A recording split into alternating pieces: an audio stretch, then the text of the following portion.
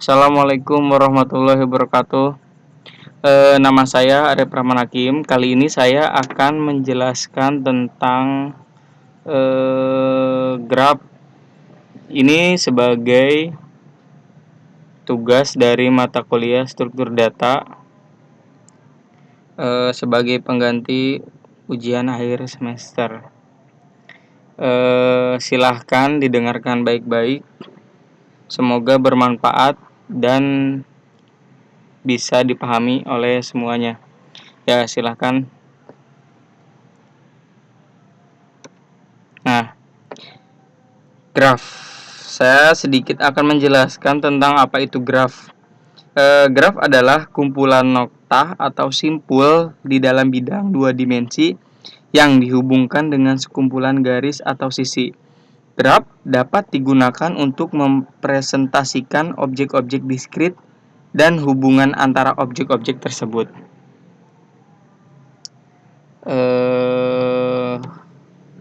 Kemudian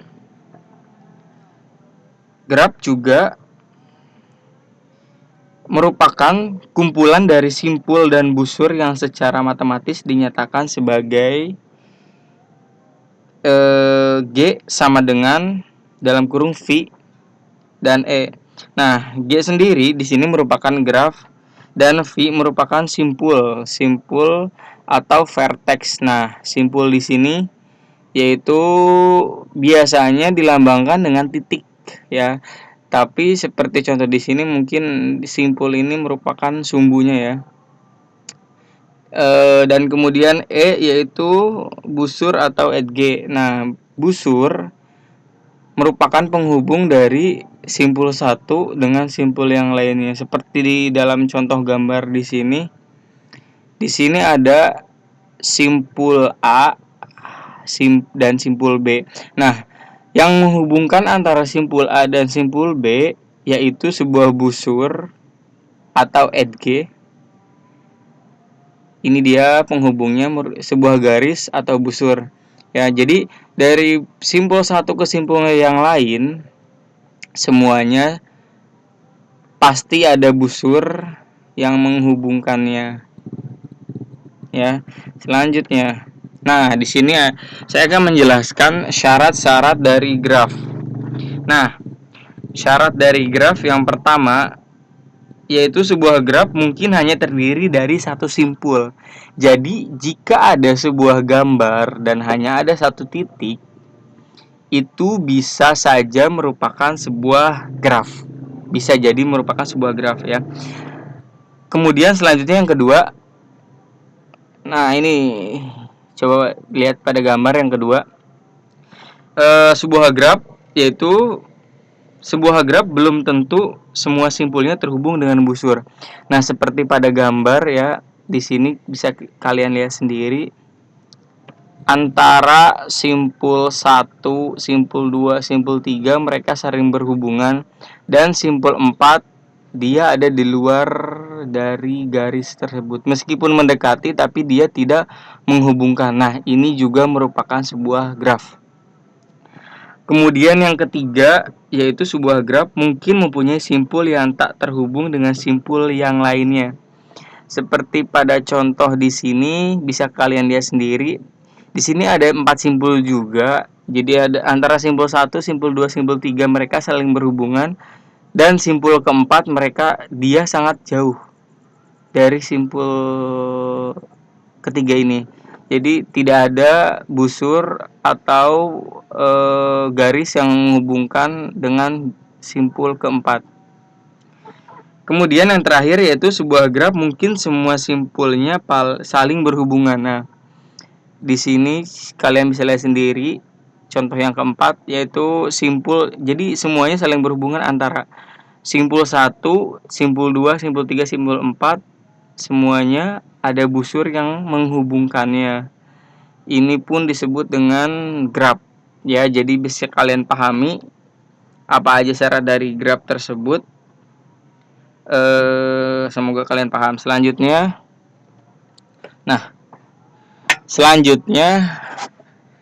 di sini ada dua jenis graf, yaitu graf berarah dan graf tak berarah. Nah, graf berarah biasanya disimbolkan atau terdapat tanda panah yang mengarahkan antara simpul satu ke simpul yang lainnya. Nah, seperti pada contoh di sini ya, di sini ada simpul A ke simpul B. Nah, di sini sudah ada jalur panahnya, jadi arahnya tidak bisa diganggu lagi atau tidak bisa dirubah lagi. Jadi hanya satu tujuan, yaitu simpul A ke simpul B. Jadi seandainya simpul B ke simpul A itu juga bisa, tetapi harus ada tanda panah seperti ini ya. Atau seandainya mau simpul A ke simpul C, nah ini tidak bisa karena tidak ada tanda panah yang menghubungkannya. Selanjutnya yaitu graf tak berarah. Nah, graf tak berarah di sini ya, perbedaan graf tak berarah dan graf berarah yaitu graf tak berarah tidak mempunyai tanda panah atau tanda arah ke simpul yang lainnya. Jadi dia bebas mau ke arah mana saja, yang penting ada busur yang menghubungkannya. Nah, untuk simpul dalam sebuah busur, untuk graf tak berarah, urutan simpul dalam sebuah busur tidak dipentingkan. Mis busur E1 dapat disebut busur AB atau BA. Nah, ini dia. Jadi busur E1 bisa menjadi AB, bisa menjadi BA karena ada tanda panahnya di sini ya. Kemudian graf berarah yaitu urutan simpul mempunyai arti mis busur AB adalah E1 sedangkan busur AB adalah E8. Jadi gini, mis busur AB ini simpul A dan simpul B adalah E1. Nah, sedangkan BA adalah B dan A adalah E8.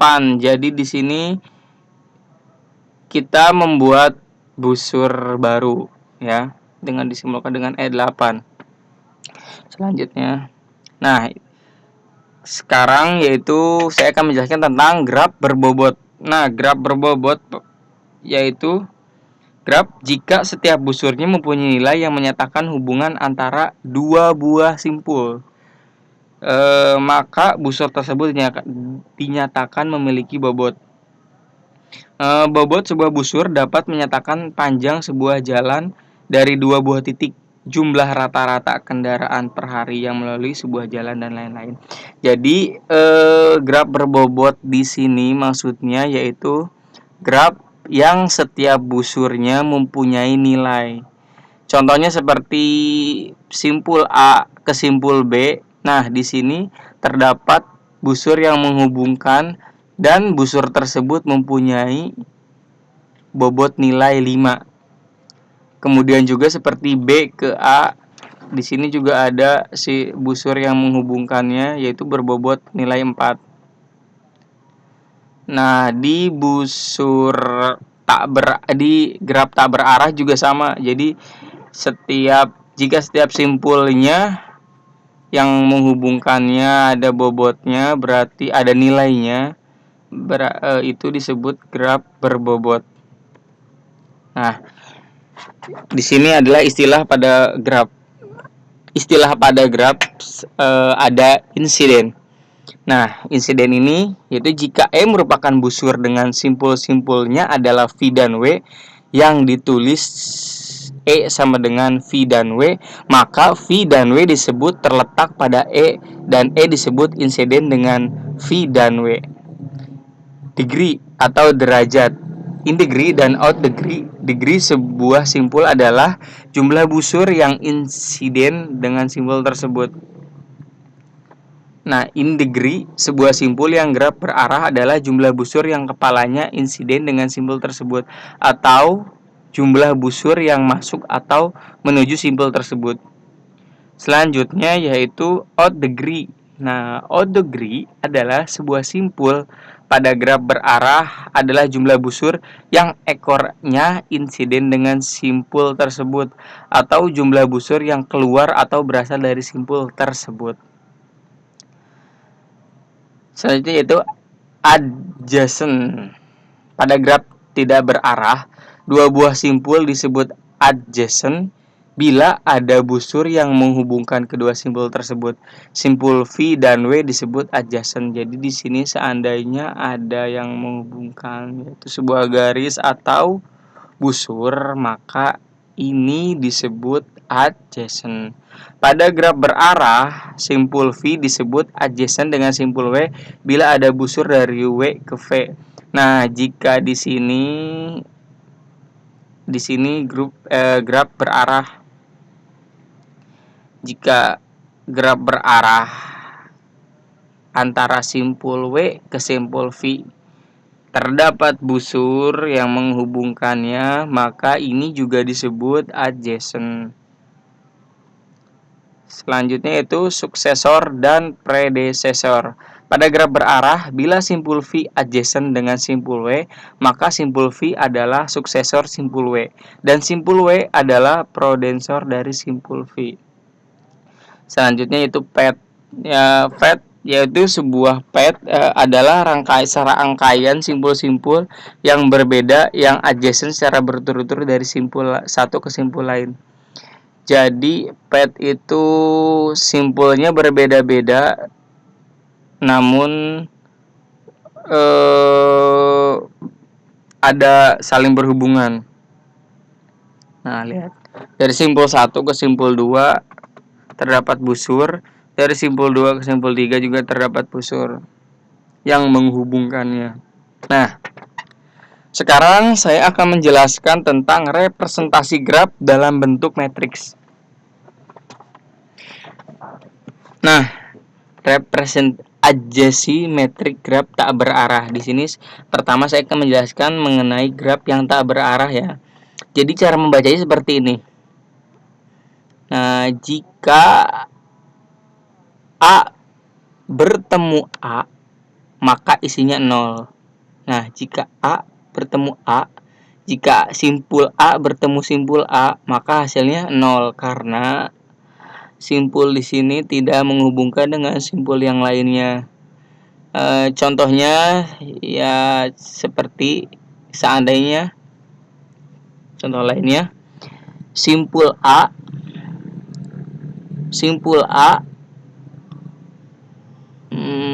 terhubung dengan simpul B. Nah, simpul A terhubung dengan simpul B, maka isinya adalah 1.